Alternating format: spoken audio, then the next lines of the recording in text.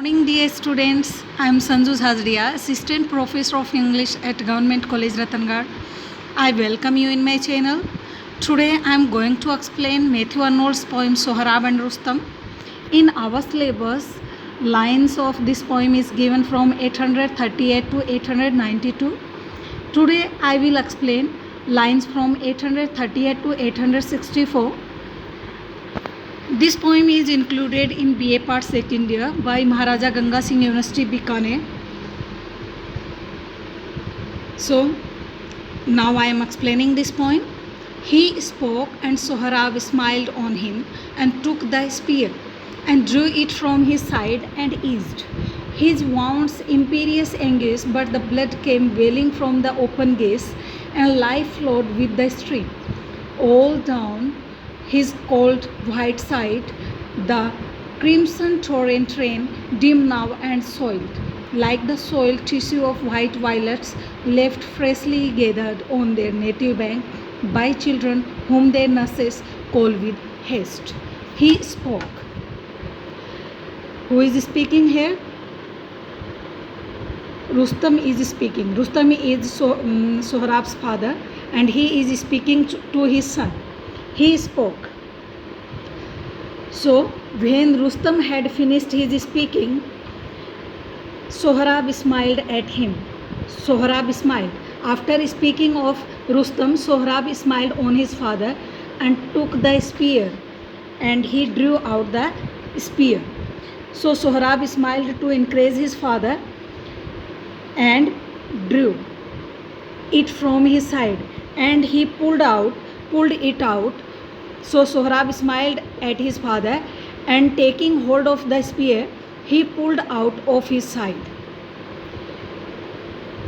and eased his wounds imperious anguish. And in this manner, and in this way, he eased, and thus abated the terrible pain of the wound received by him. Imperious anguish means almost pain, almost and unendurable, and demanding instant relief. So eased his wounds unendurable pain, but the blood came welling from the open gaze. But the blood came flowing. So but his blood came bubbling out of the gaze means open wound. Gaze means wound. So, but the blood came welling. Welling means in a bubbling manner. So, blood came bubbling out of the open wound, and his life started flying out, and life flowed with the stream, and the life started flying out with the stream of blood all down his cold white side. So, all down his cold white side, the dark red blood flowed down his cold white side, now dimmed in color and slightly dirtied like the tarnished fabric of white colored violet flowers. So now he is becoming bloodless, and the crimson torrent ran, and the crimson colored, the red blood was running from out of his body. So because life was almost extinct in him, the crimson torrent means the rush of red blood. Crimson means deep red. So torrent of the red blood was coming out of his body, and the dark red blood flowed down his cold white side, now dimmed in color and slightly dirtied like the tarnished fabric of white colored violet flowers. Dim now, and now it was dimmed, soiled like the soiled tissue of white violets.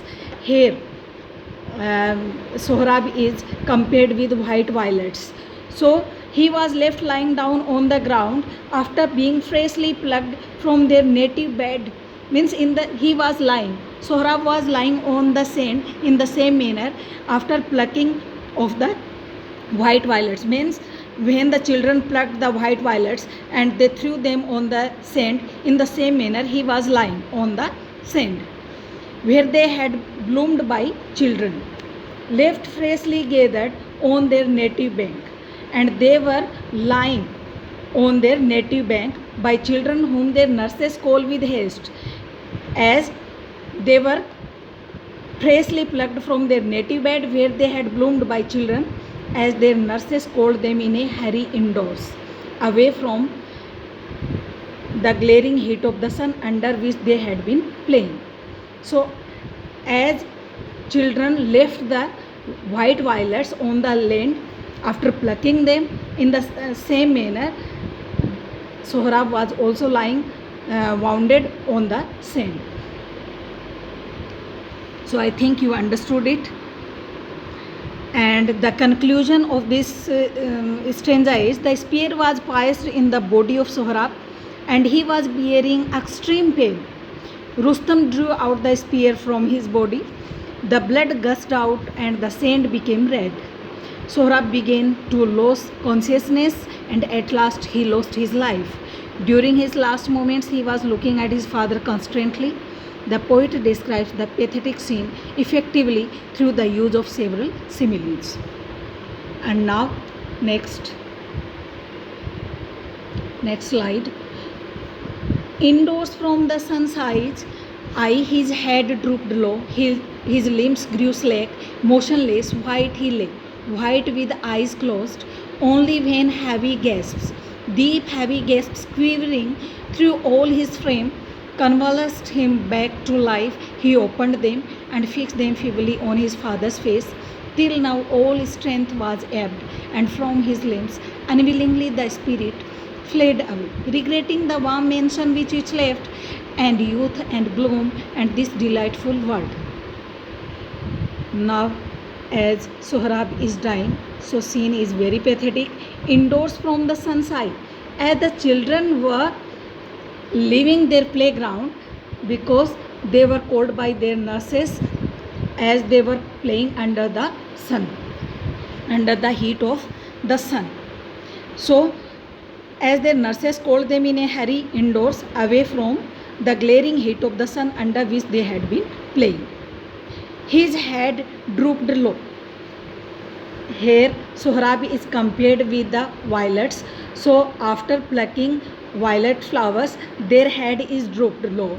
In the same manner, after getting wounds, Sohrab's head was also drooped low.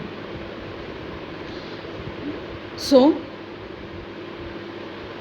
the head of the Sohrab fell down very low on the ground. His limbs grew slack. His limbs, his body parts, his limbs, slack means languid. So his body parts, his head and his body parts fell down very low on the ground. His limbs lost their firmness and went limp as he lay. With motionless means without any movement. There was not movement in his body, so he was lying on the ground without any movement. White he lay, white without any movement, growing all over with his eyes shut on account of weakness. His eyes were closed due to weakness. He was feeling weakness, so he has shut his eyes. Only when heavy gasps, only he was heavily breathing, only he was opening his eyes. He opened his eyes only when labored and heavy, spasmodic, quick inspiration and expiration of life giving air shook his entire body, like the deep heavy gasps quivering through all his frame. And deep heavy gasps were quivering means trembling, frame means body. So his body was quivered, trembled by the heavy gasps, heavy breathing. So he opened his eyes only when labored and heavy, spasmodic, quick inspiration and expiration of life giving air shook his entire body, like the flickers of a dying candle, convulsed him back to life. And as it was bringing back to him life, he opened them. And in this manner, he opened them, he opened his eyes and fixed them feebly on his father's face. And fixed his eyes, feebly means weakly, As he was feeling weakness, so he fixed his eyes weakly on his father's face. Finally, being driven into the jaws of death, and then he fixed them, his eyes, on his father's face in a weak and pathetic manner. Till now, all strength was ebbed, and now his all strength was ebbing. By now, all his strength had been stripped away from his limbs, and from his limbs, unwillingly, the spirit fled away. And unwillingly, and finally, his unwilling spirit, which was feeling sorry for being compelled to leave this delightful world, he does not want to leave this delightful world, because as he is regretting, he is very sad to leave the warm mansion, the beautiful mansion. Warm mansion means the body, mansion here for body, which it left. He does not want to leave his mansion, his warm mansion, his beautiful mansion, his body, and he is regretted on that, because it is full of youth and it is blooming, and he does not want to leave this delightful world. So, warm house adorned with the flower-like freshness of youth in its prime flew away to the next world, and Sohrab gave up the ghost, and thus Sohrab dies. So it is very pathetic end, and I think you understood it. And now next slide. So on the bloody sand, Sohrab lay dead, and the great Rustam drew his horseman's cloak down over his face and sat by his dead son. And those black granite pillars, once high reared by Jamshed in Persepolis to bear his house, now mid their broken flights of steps lie prone, enormous down the mountain side. So in the sand lay Rustam by his son. So now Sohrab is dead, and it is very pathetic scene, it is very sad scene, it is very tragic. So on the bloody sand, now on the bloody sand, thus on that blood soaked sand, Sohrab dying, lying dead. So on that blood soaked sand, Sohrab lay down, stone dead. And the great Rustam, and the great warrior Rustam drew his horseman's cloak, hiding his face in his riding cloak, sat by the side of his dead son, down over his face, and sat by his dead son. He is hiding his face in his horseman's cloak, and he is sitting by the side of his dead son.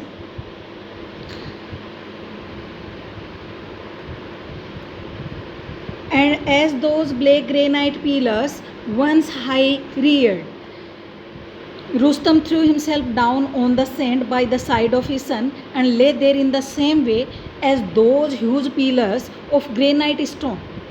He was sitting beside his son like the huge pillars of granite stone, which once stood very high, highly reared, which stood very high and straight by Jamshed in Persepolis, when they were built by, when the emperor Jamshed had got them built in his capital city Persepolis, to bear his house, to support his palace, to support his huge palace.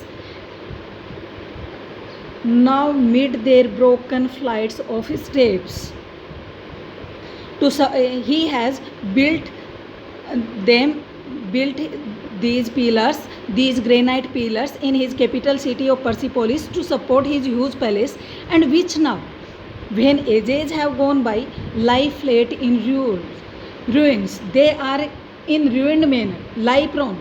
They are in ruined manner, so they are lying flat in ruins, measuring their huge length down the mountain side over which they had been built. Lying down the mountain side in ruining manner, which ages have gone by.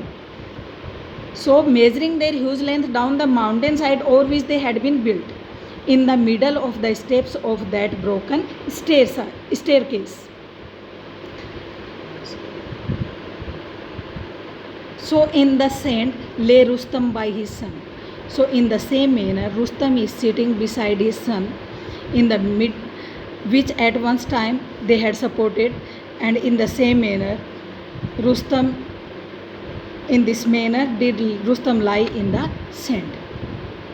So I think you understood it, and I will explain lines from 865 to 892 in my next video. Thanks for watching this video.